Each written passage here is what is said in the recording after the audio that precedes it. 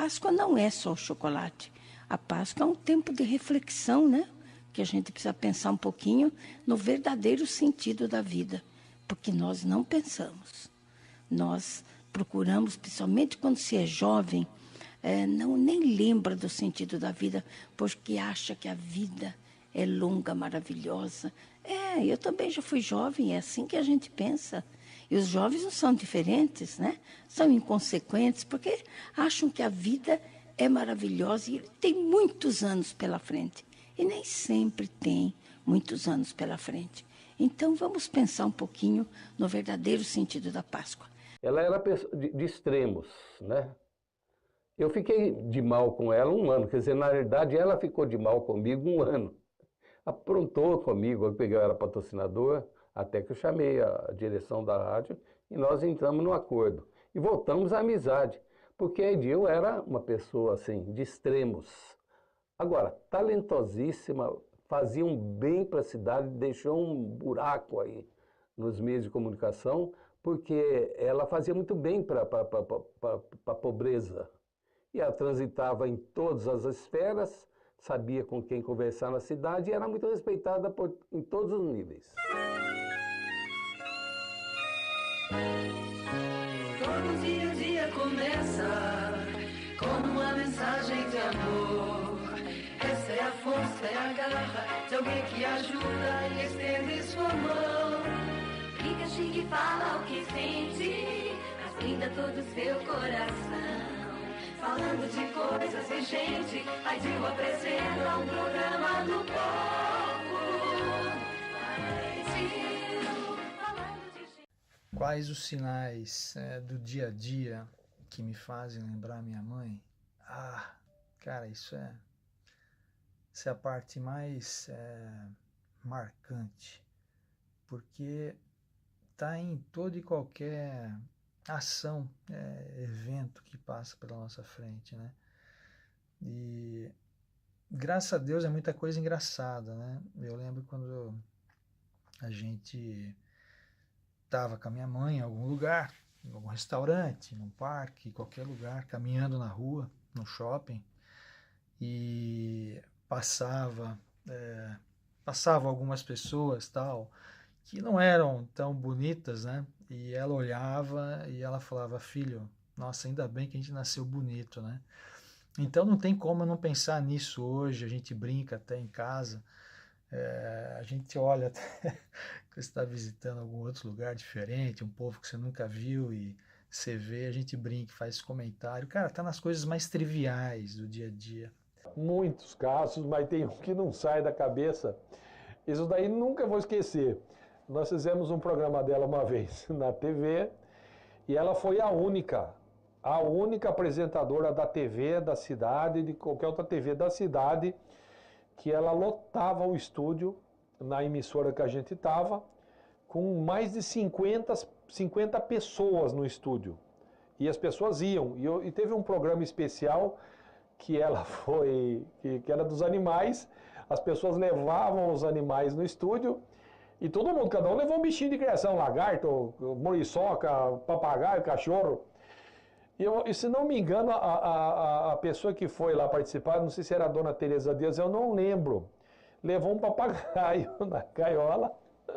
E aí foi com o microfone para falar com a pessoa, ela saía do canto dela e ia entrevistar as pessoas. E aí ela foi querer falar com o papagaio. Aí ela com o microfone, fala, Lô, e batia com o microfone na gaiola. Como que, fala, Lô. Ela esqueceu que ela estava com o microfone na mão e queria que ele falasse, e ela batia. E deu um desespero, toda a equipe técnica lá, não bate, fazia o sinal. E a gente não podia falar, porque o programa estava sendo gravado. E aí eu dava sinal e ela ria, que aquilo lá, porque ela levava o microfone e batia para o papagaio falar, o papagaio não falava e ela continuava batendo. Isso é um caso que nunca mais vou esquecer. Uma vez eu estava passando de carro numa esquina aqui em Indaiatuba e tinha um acidente de moto. E eu parei para socorrer e era um pai com uma menininha. E logo em seguida chegou o resgate e ia levar o pai para o hospital. O pai perguntou assim para mim: senhora, a senhora pode levar minha filha? Eu moro no Jardim Morada do Sol. Leve minha filha lá, por favor, e diga para minha esposa que eu vou para o hospital porque eu estou machucado. E me passou o endereço. Era uma outra Indaiatuba, né? Eu peguei a menininha, levei para casa dela e quando eu cheguei lá, gente, essa história é verdadeira. Se alguém tivesse me contado, eu não ia acreditar. Eu cheguei lá e falei assim, minha senhora, não assuste, eu estou trazendo sua filha, o seu marido sofreu um acidente, ele foi para o hospital, ele está bem, mas ele vai precisar passar pelo pronto-socorro porque ele está machucado. Então, a senhora quer que eu leve a senhora até o hospital? Porque ele está lá. Ela me respondeu, agora não, viu, filha? Agora eu estou ouvindo o programa da Idil. Foi muito legal essa história.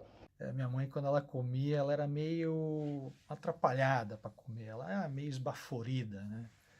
Então, invariavelmente, ela sujava a roupa dela. Ia comer, acabava de comer, você pode ter certeza que a camiseta tinha algum respingo de alguma coisa. Então, quando acontece isso acontece com a gente, obviamente, naturalmente vem a lembrança dela, né?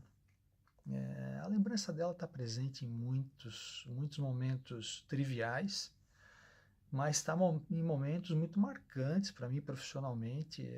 Cada dificuldade que a gente tem profissional, e não é fácil, né? A vida profissional, ela é desafiadora, né? É uma batalha por dia, né? E eu penso muito nela nesse sentido, ela me dá uma força tremenda. Eu penso nela todos os dias, em cada momento da minha oração diária. Transmitimos o carnaval e era a escola de samba Acadêmico Sereno, Unidos Indaiá, que eram as mais tradicionais da cidade, né? E claro que a Rádio Jornal sempre foi imparcial nas informações, nas transmissões, nas entrevistas, e ela me questionou, falou, você está torcendo para tal escola, e não era nada disso, né? E a gente estava se conhecendo, e depois tornamos grandes amigos e uma amizade realmente sincera. Você sabe que eu não sei dizer como começou a nossa amizade? Nós éramos vizinhos, para começo de assunto. A casa dela ficava do outro lado da rua, na mesma quadra que eu, na 9 de julho. E eu enchia dela, na época começou a aparecer telefone sem fio, eu ligava para a casa dela e ia na porta dela e tocava a campainha. Ela falava, peraí, Kleber, que eu tenho que atender a porta. Aí quando ela via que era eu, ela xingava, batia, bandido! Aquele jeitinho dela falar. E acho que talvez assim começou, porque a cidade era outra, né? 30 anos atrás era outra em Indaiatuba. Então as pessoas se conheciam todas.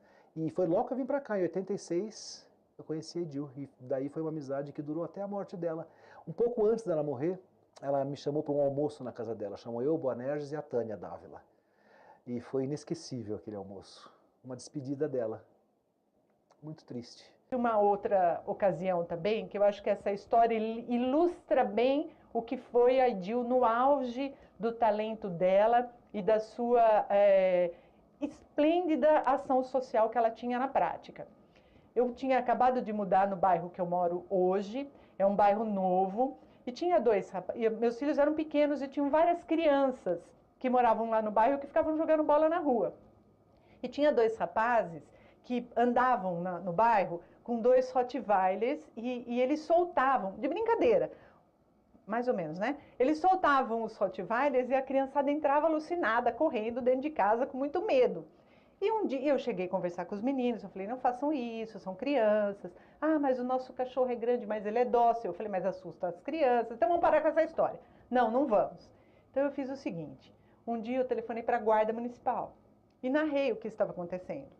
Falei, olha, são dois meninos, são jovens, o cachorro pode ser até manso, mas aqui está cheio de criança, então isso precisa ser resolvido. O que vocês me indicam a fazer?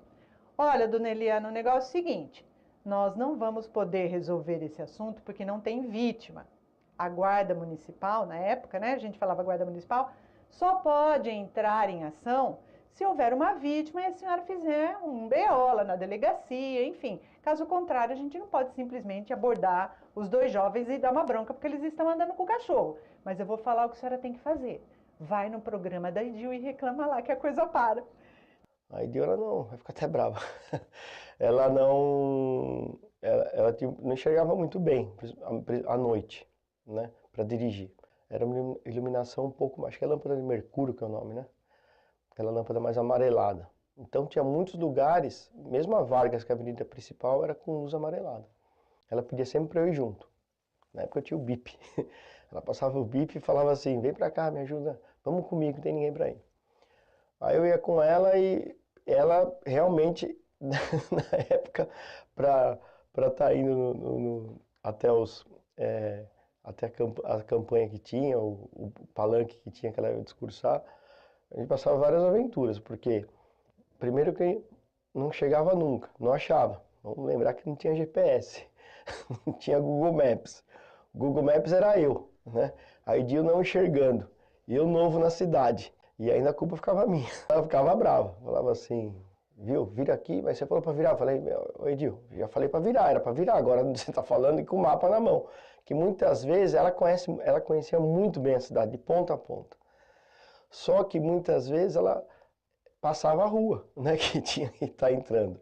Então era uma aventura a nossa ida e a nossa volta. A nossa volta era mais fácil que acabava seguindo alguém. A Edil, ela tinha essa identificação com o povo, e porque ela falava aquela linguagem popular e tudo mais. Mas ela, para a época dela, era uma das mulheres mais inteligentes e estudadas. Ela não só fez o segundo grau, que não era muito comum assim para mulher, ainda mais no interior, como ela tinha conseguiu um cargo na coletoria, que é o equivalente à Receita, acho que hoje em dia, do Estado, e que ela só não foi mais além porque ela não podia se afastar de Indaiatuba. Ela tinha que ficar perto daqui por causa do marido. Então, e por causa dessa limitação é que ela foi colunista da Tribuna, veio trabalhar na rádio e fazer eventos, até um monte de coisas, mas sempre coisas que envolviam agitar a cidade, né? Teve o período do programa de televisão dela que foi sensacional, na TV Sol. Até o pessoal tentou depois querer que ela voltasse a fazer. Assim, pobre pra dedéu, né? Mas era muito engraçado. Que a Edil não dependia só da voz, né? Ela pessoalmente, assim, era uma excelente comunicadora. Ela usava joias exageradas, a mão cheia de anéis, e muito bem arrumada, cabelo bem arrumado, tal, batom vermelho e tal, bem vermelho sempre. Ela era uma perua. E eu tratava ela como perua. Eu lembro bem, em tantas besteiras que eu falava para ela no ar, eu vinha aqui, às vezes entrava no programa dela. Aí eu falei, nossa, você está linda hoje, isso no ar, né? Ah, obrigado, tal. Eu falei, tá parecendo fachada de parque. Porque tudo cheio de coisa, colorida, tal, né? Ela ficava parada assim, com vontade de mandar para aquele lugar, né? Mas lógico, aí ela contava até 10 assim e a coisa continuava. Então eu tinha essa liberdade com ela, eu falava para ela o que eu queria. Mas também tinha o que eu via, o que ela queria. Eu ouvia o que ela quisesse falar. E o povo adorava isso, porque o povo me conhecia, eu era um fotógrafo muito atuante na cidade e tal, e conhecia a Edil. Então ligava nós dois. Até hoje entra a senhorinha lá no foto, que pessoa que eu não conheço, e fala, nossa, tenho saudade daquele tempo que você ia no programa da Edil, aquelas brincadeiras. O povo curtia. E a gente embarcava nessa. Falando de gente, coisas, espaço pra que todos ouçam, ligados à Rádio Jornal. Falando de gente, coisas, espaço pra que todos ouçam, ligados à Rádio Jornal.